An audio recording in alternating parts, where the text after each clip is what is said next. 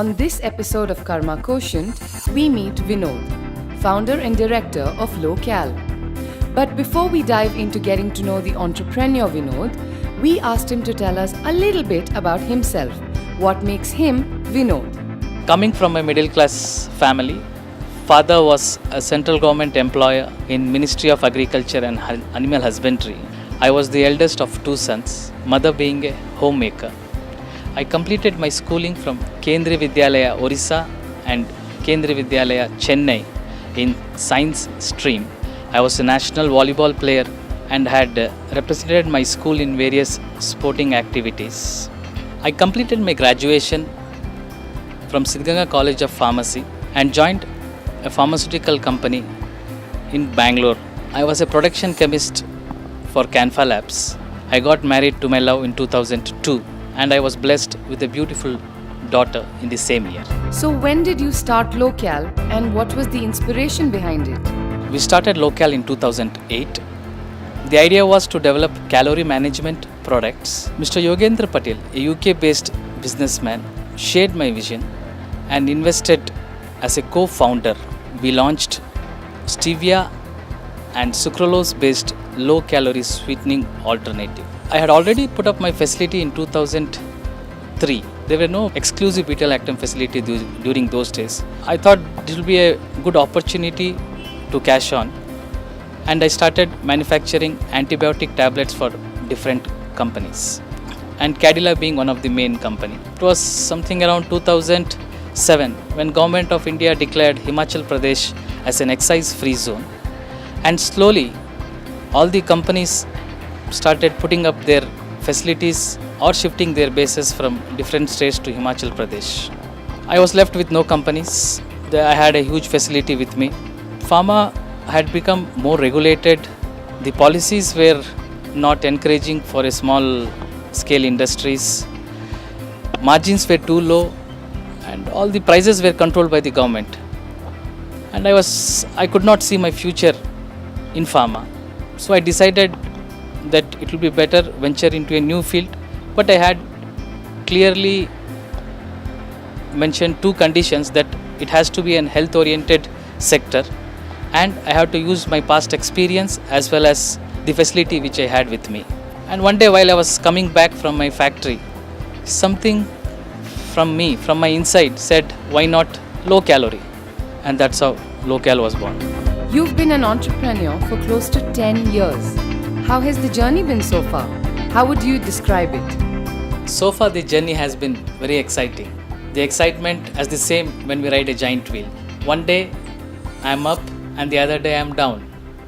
One day I am happy, one day I am sad.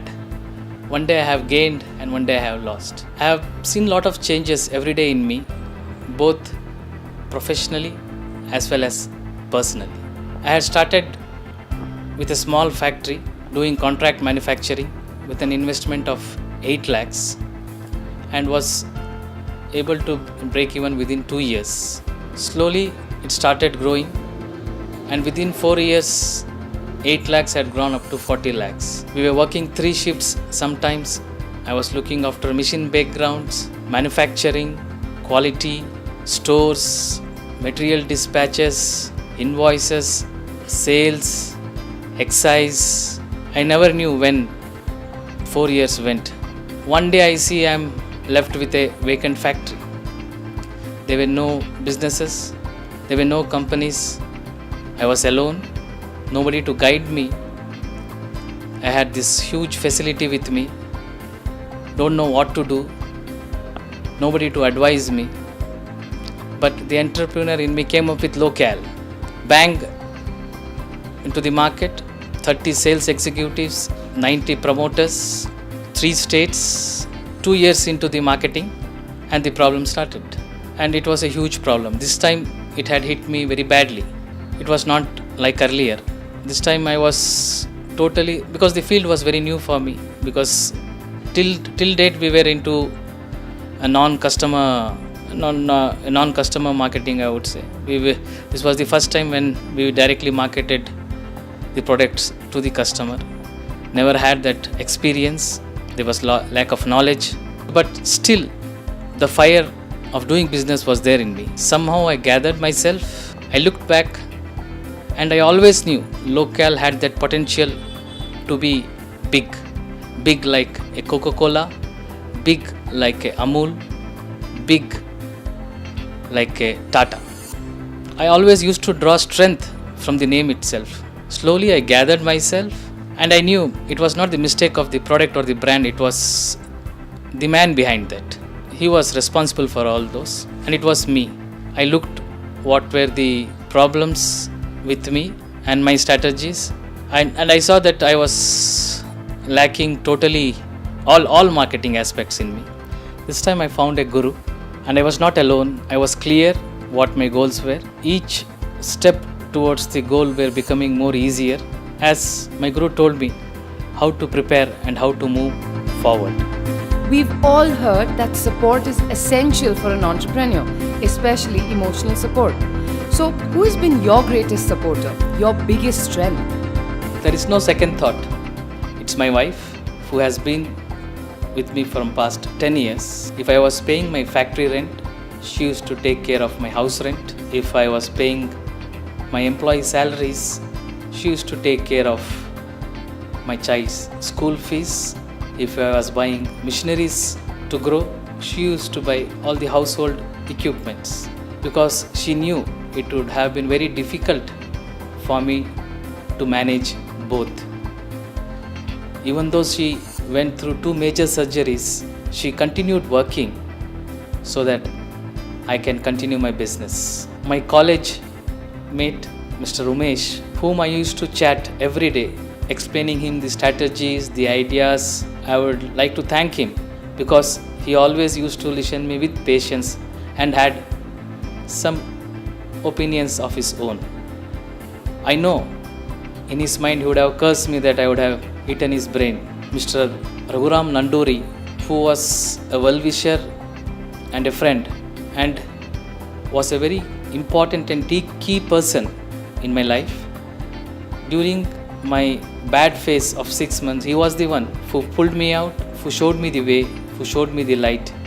And Mr. Yogendra Patel, my co-founder, who taught me what trust means. The usual words associated with entrepreneurship are struggle, risk-taking, dangerous, etc. So how did your family react to your decision of becoming an entrepreneur?